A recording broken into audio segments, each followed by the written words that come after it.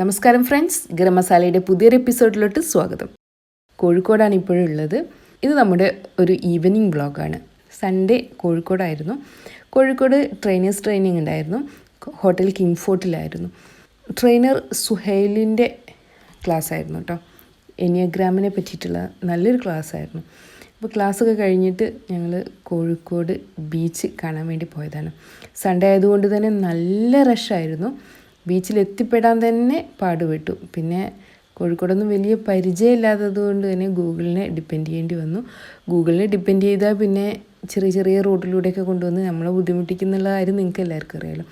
എന്നാലും ഗൂഗിൾ ഉള്ളതുകൊണ്ട്, മാപ്പ് ഉള്ളതുകൊണ്ട് തന്നെ വളരെ യൂസ്ഫുള്ളാണ്. നല്ല റഷാണ് ഇവിടെ. പാർക്കിംഗ് ഒന്നും കിട്ടാനേ ഇല്ല എന്ന് തന്നെ പറയാം. ഒരുപാട് ഞങ്ങൾ അലഞ്ഞതിന് ശേഷം ഞങ്ങളൊരു പാർക്കിംഗ് ഒപ്പിച്ചെടുത്തിരിക്കുകയാണ്.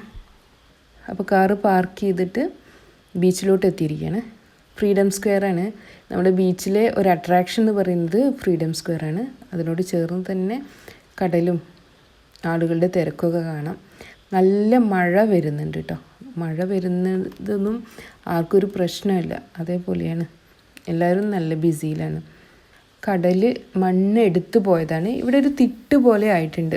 കോസ്റ്റ് ഗാർഡിനോട് ചോദിച്ചപ്പോൾ എല്ലാ വർഷവും ഉണ്ടാകാറുണ്ട് എന്ന് പറഞ്ഞിരുന്നു. പക്ഷെ ഞാൻ ഇതുവരെയും കണ്ടിട്ടില്ല കേട്ടോ. ആദ്യമായിട്ടാണ് ഇങ്ങനൊരു തിട്ടൊക്കെ കാണുന്നത്. എന്തായാലും ഡിഫറെൻ്റ് ആയിട്ടുള്ളൊരു ആംബിയൻസ് തന്നെയായിരുന്നു. പിന്നെ സൺസെറ്റൊന്നും കാണാൻ പറ്റിയില്ല.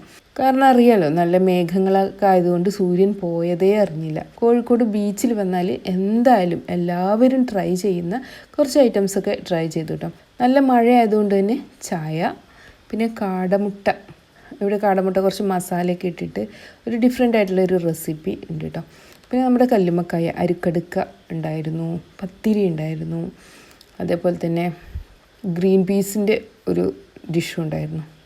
അപ്പോൾ അതൊക്കെ കഴിച്ച് ഞങ്ങൾ തിരിച്ചു പോവുകയാണ്. നല്ല റഷാണ്. മഴയാണെന്നുള്ളൊരു പ്രശ്നമേ ഇല്ല, അത്രയും തിരക്കാണ്. എന്തായാലും വളരെ പ്രൊഡക്റ്റീവായിട്ടുള്ളൊരു ഡേ തന്നെയായിരുന്നു ഇന്നത്തെ ഡേ. വീണ്ടും നല്ല വീഡിയോസുമായിട്ട് നമുക്ക് കാണാം. Thanks for watching.